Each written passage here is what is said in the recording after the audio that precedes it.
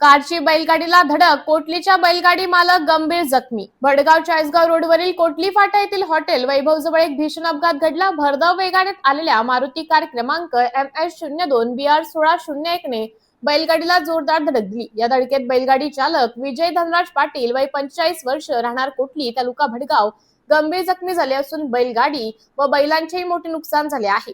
ही दुर्घटना 18 जुलै रोजी दुपारी 2:30 वाजेच्या सुमारास घडली. कारचा वेग अत्यंत अधिक होता आणि ती हयगईने चालवण्यात आली होती असे प्रत्यक्षदर्शींचे म्हणणे आहे. बैलगाडी रस्त्यावरून जात असताना पाठीमागून आलेल्या कारने जोरदार धडक दिली. या धडकेत विजय पाटील जमिनीवर फेकले गेले आणि गंभीर दुखापत झाली. बैलगाडीलाही नुकसान झाले असून बैलांना देखील जखम झाली आहे. अपघातानंतर जखमी विजय पाटील यांना भडगाव ग्रामीण रुग्णालयात प्राथमिक उपचारासाठी दाखल करण्यात आले.